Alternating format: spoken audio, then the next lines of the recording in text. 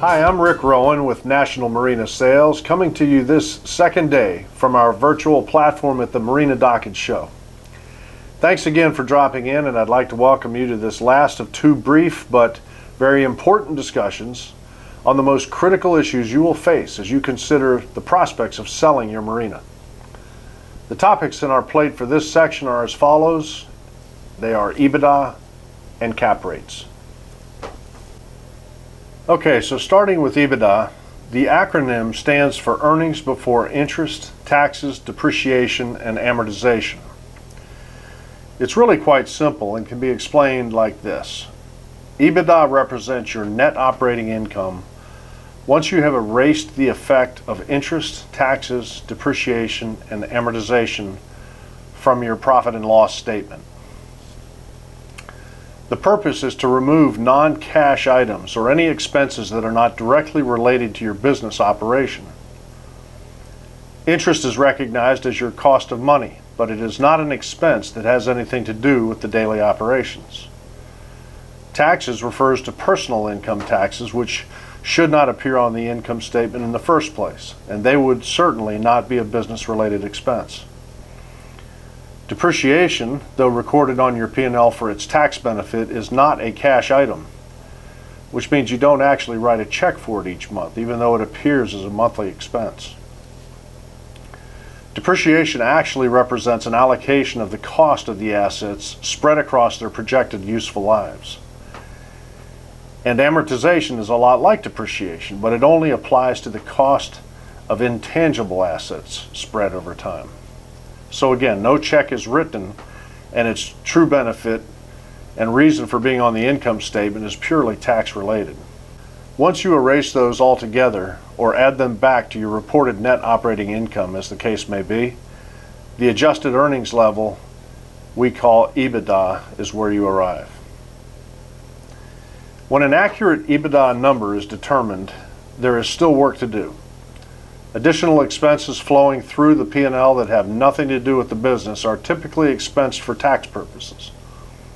Those items tend to be personal in nature and may be better described as vacation costs for the family, a new car or two, new computers, a boat, or parts for a boat that sits in the owner's backyard. These are decisions made by an owner, and yet again, they have nothing to do with the business, so they are added back in whole or in part to the profitability reflected on the income statement. Buyers will recognize those items and will pay for the income they offset, so long as evidence can be produced to verify them during the due diligence period. Where cash is concerned, that will be a different story unless it is recorded in such a way that leaves no question in the minds of the buyer that it was actually received. It is far more difficult for a buyer to justify paying for dockage collected in a brown bag, and potentially more destructive to the reputation of the seller than it is worth squabbling over. So the best thing to do is to collect payments, create a receipt, apply it towards the customer's account, and make a bank deposit. The continuity in that process will alleviate the cash concerns. After all of that is taken into consideration and an adjusted EBITDA is reached, it is time to apply a cap rate or multiple to the number and see what value emerges. Again, there is still work to be done, but this is the basic value determination platform from which there should be only a few further adjustments for exceptional items. Then it is time for the seller to discuss final pricing with his expert marina broker and begin to prepare the sales package. Okay, so we discussed how the cap rate is applied to adjusted EBITDA. But what is the cap rate? And who determines what it should be? Does a seller have to use a cap rate if he wants to sell his marina? What if he just wants what he wants for his marina and decides the cap rates don't need to apply? All good questions, and there are so many more. But let's start with what a cap rate really is. A cap rate is simply income as a percentage of sale price. That's it. So on a level playing field, and for purposes of this illustration, let's say that the purchase price of your marina is fixed at $1 million. If the marina's adjusted EBITDA is $100,000 a year, that would translate to a 10% cap rate. If the adjusted EBITDA is $50,000 a year, that would be a 5% cap rate. The inference you draw from this quick example is that as a seller, you want the lowest cap rate possible because that means your income is worth more. A buyer would prefer a much higher cap rate because that would result in him purchasing more income for the same price. So when one of those buyers standing on your front doorstep says he will pay you the highest cap rate in the business for your marina, then you can tell him politely to pound sand. The logic here is somewhat counterintuitive because folks who don't work in this business naturally equate a higher rate as being better for them, which in fact it is just the opposite. And by the way, if you would like a free 30 or 40 minute session on the phone to understand the calculations better, or if you'd like to get a general value estimate of your marina or boatyard in a few minutes while we talk, then just call the number below to set a slot on my schedule, and I will be happy to personally walk you through it. I honestly enjoy helping folks get their arms around this process so they can feel more confident in the decisions they are making as to whether to sell and how to go about doing it. So who determines what cap rate to use? Buyers and sellers will each have their own perspective on cap rates, as I mentioned. Sellers usually want to go lower than they should, and buyers always go higher. After making an accurate assessment of your business profitability, your expert marina broker will advise you on where your cap rate should end up. The general average for sellers going to market is somewhere around an 8% average, but that can change based on all that we've been talking about.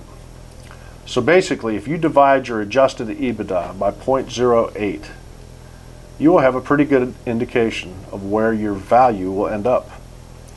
You may not actually achieve that price, but it should come in fairly close if you want to hold out for the value you deserve. Either way, knowing where a seller stands on his expectation of cap rate will help your expert marina broker sift through inevitable bottom feeders, tire kickers, and nosy neighbors that are sure to call. A seller should be advised by his expert marina broker to determine in his mind an acceptable cap rate based on the facts learned from the calculations performed while analyzing his business. The hard work lies in completing that analysis and those calculations well in advance of going to market.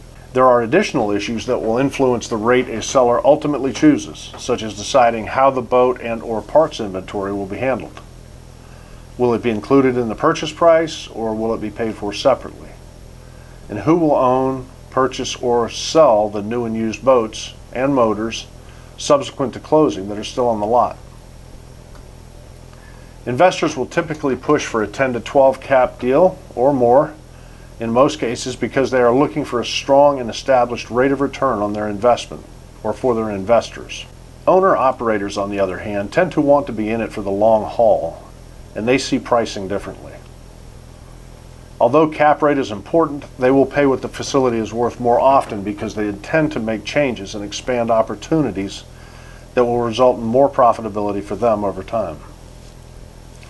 Owner-operators are usually quite successful in doing that because they are hands-on at the facility and dealing with the day-to-day. And then to answer the final question about what happens if the owner pays no attention to cap rates or other industry-accepted metrics and just wants the price he wants.